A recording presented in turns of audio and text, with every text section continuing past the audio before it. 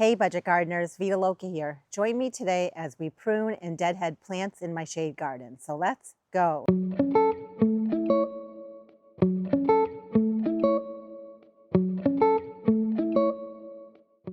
I have a lot of shade in my yard, but when it comes to this garden space behind me, it is definitely full shade.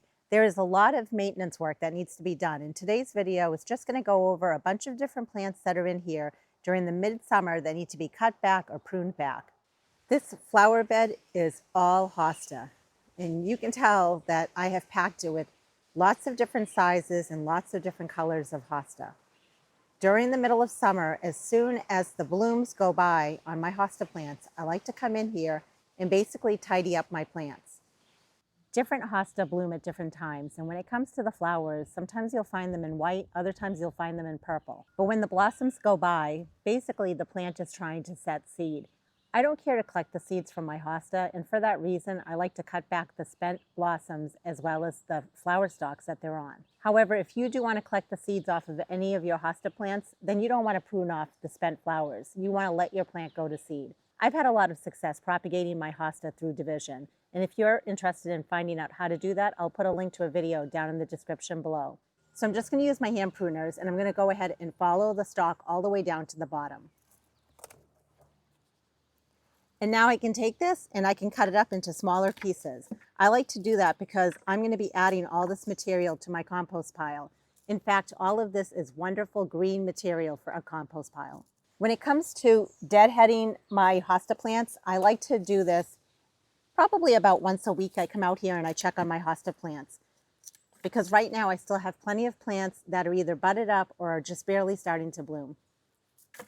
Another plant that does really well in the shade and is a perennial here where I live is dead nettle or lamium. I really like to use it in container pots such as this hanging basket, but you might have it out in your landscape. So what I'm going to show you would apply in either case. We basically want to deadhead our lamium, and the reason for that is we want it to keep blooming for us throughout the season. Because if you don't do that, you guessed it, the plant is going to want to go to seed and it'll stop blooming for you. You'll find lamium in lots of different colors. I just love this light purple color. I think it looks so pretty. And in order to keep my lamium looking nice and healthy, I could do one of two things. I could come in just like this. I could use my hand pruners and I could shear the plant back.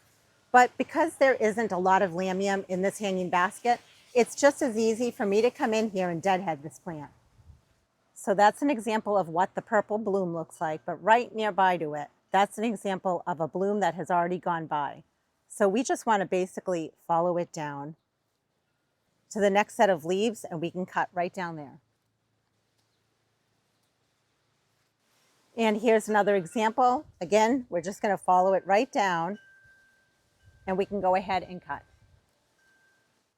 Now just imagine if we were not deadheading the lamium, even though the foliage on the plant is very pretty, I think having the blooms on the plant adds that additional pop of color. If you have a shade garden and you don't have foam flower, also known as Tiarella, I highly recommend it. It is so beautiful. And there are a lot of different varieties, a lot of different cultivars out there. But regardless, the one that I have bloomed in the early spring months. And now what's left are the beautiful leaves. The foliage is what makes this plant really stand out. But it's time to come in and just clean the plant up by cutting back the spent blooms. So there's a close-up of what the plant looks like. Look how beautiful it is. It almost looks like a Heuchera, but it's not. It's a hybrid or a cross, and that's why we call it a Tiarella. The plant is definitely trying to send out some additional blooms. That right there is a flower bud, and that right there appears to be one too. So we're going to leave those ones alone. But see all those brown stalks? That's where we had some beautiful blooms during the early spring months. And they really did look pretty when they were blooming. But right now, these stalks, they're either a brown color, they might be green. There are no more blooms on them. So it looks just a little unsightly, and at this point, it really makes sense to come in and clean them up. So when it comes to the Tiarella, we're going to follow the flower stalk all the way down to the bottom, and we're going to cut. Now, you might be thinking this seems very repetitive. We're just following all these plants down and cutting. But honestly, when it comes to deadheading or pruning back perennials, as well as even annuals, the process can be different from plant to plant. So it's always important to research and look up how do you cut back, prune, deadhead different plants. And that's a big reason why I'm making this video, just to show you my process. It's so important in the garden to continue doing maintenance on your plants. We work so hard to make our gardens look nice by getting the plants in the ground, but you want to maintain those plants too. Because if I just left all the plants with all these stalks that have nothing on them, it really just doesn't look good.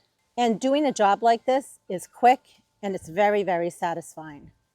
And you probably saw that there were really no seed pods. So if you do want to propagate this plant, the best way to propagate it, in my opinion anyway, is through division. In fact, foam flower seems to multiply in size pretty quickly, which is really nice, which that allows you to then come in and divide the plant readily. I also have a video that shows how to divide Heuchera.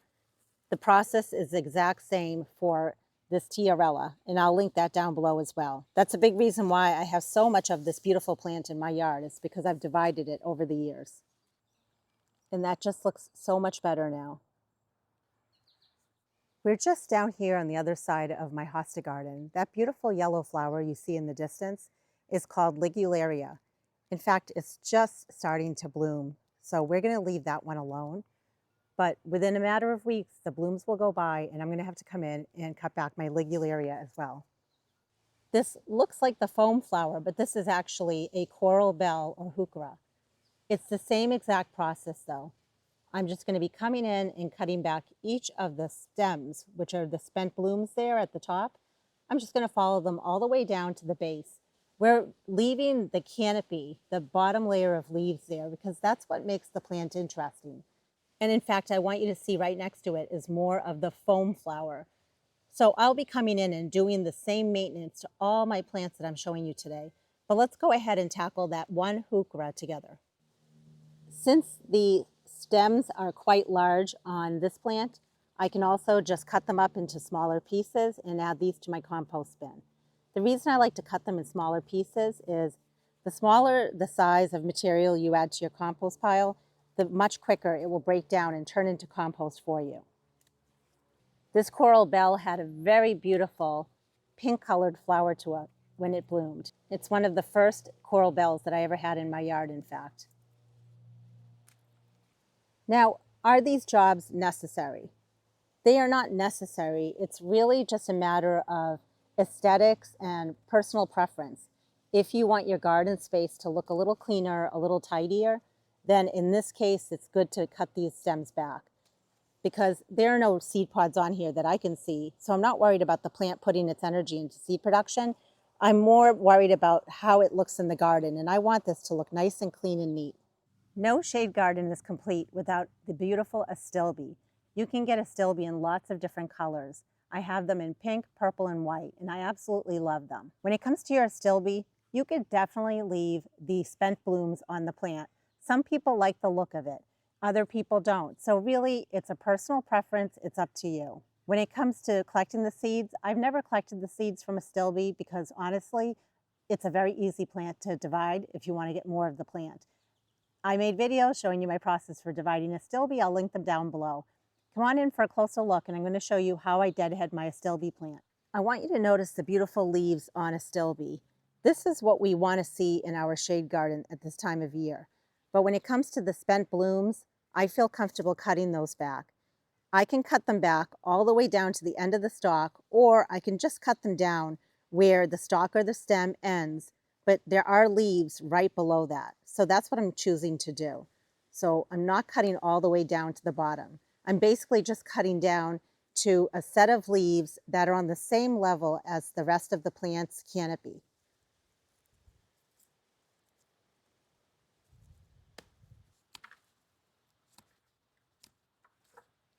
But I will say, if I notice for whatever reason, those few stems that I'm not cutting all the way down, if I notice that they're starting to turn brown, I can then come in and cut back those stems just to clean things up.